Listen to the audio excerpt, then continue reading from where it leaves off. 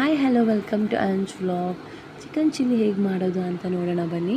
2 spoon chilli powder, 2 spoon cornflour, 2 spoon maida, ಸ್ವಲ್ಪ turmeric powder, ಅದಾದಮೇಲೆ ಅದಕ್ಕೆ 2 ಮುಚ್ಚಳಷ್ಟು ವಿನಿಗರ್ ಹಾಕಿ 2 ಸ್ಪೂನಷ್ಟು ಹಾಕಿದ್ರು ಸಾಕು. ಸ್ವಲ್ಪ ಕಡಲೆ ಹಿಟ್ಟು ಹಾಕಿ ಚಿಕನ್ ಹಾಕಿ ಚೆನ್ನಾಗಿ ಮಿಕ್ಸ್ ಮಾಡ್ಕೊಳ್ಳಿ. ಸ್ವಲ್ಪ ನೀಟಾಗಿ ಮಿಕ್ಸ್ ಮಾಡ್ಕೊಳ್ಳಿ. ಮಿಕ್ಸ್ ಮಾಡ್ಕೊಂಡು ಅಟ್ಲೀಸ್ಟ್ 1 ಅವರ್ ಆದರೂ ಮ್ಯಾರಿನೇಟ್ ಮಾಡೋಕ್ಕೆ ಇಡಬೇಕು. ಇಲ್ಲಾಂದರೆ ಅದು ಇಟ್ಕೊಳ್ಳಲ್ಲ, ಚೆನ್ನಾಗಿ ಟೇಸ್ಟು ಬರೋಲ್ಲ. ಅದಾದಮೇಲೆ 1 ಅವರ್ ಬಿಟ್ಟು ಎಣ್ಣೆಗೆ ಹಾಕಿ ಡೀಪ್ ಫ್ರೈ ಮಾಡೋದು ಬೇಡ, ಜಸ್ಟ್ ಫ್ರೈ ಮಾಡಿ ತೆಗೀರಿ ಸಾಕು. ನಾನು ಮಾಡ್ತಾರೋದು ನೋಡ್ಬೋದು. ಲೈಟಾಗಿ ಒಂದು ಜಸ್ಟ್ ಫ್ರೈ ಮಾಡಿ ಅಲ್ಲಿ ತೆಗಿಬೋದು.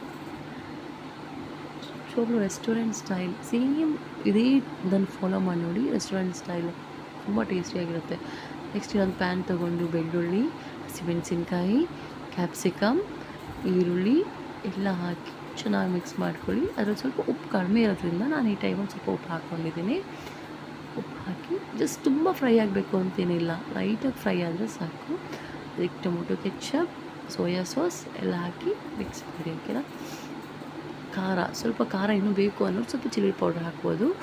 ಅದಾದಮೇಲೆ ಒಂದು ಸಣ್ಣ ಬೌಲಿಗೆ ಸ್ವಲ್ಪ ಕಾರ್ನ್ಫ್ಲವರ್ ಹಾಕಿ ಅದಕ್ಕೆ ಸ್ವಲ್ಪ ನೀರು ಹಾಕಿ ಅದನ್ನು ಇದಕ್ಕೆ ಮಿಕ್ಸ್ ಮಾಡ್ಕೊಂಡು ಅದಾದಮೇಲೆ ಚಿಕನ್ ಮಿಕ್ಸ್ ಮಾಡಿ ಗಾರ್ನಿಷಿಂಗ್ ಮೇಲೆ ಕೊತ್ತಂಬರಿ ಸೊಪ್ಪು ಹಾಕಿ ಲಿಡ್ ಕ್ಲೋಸ್ ಮಾಡಿ ಒಂದು 5 ಮಿನಿಟ್ಸ್ ಹಾಗೆ ಇಡಿ.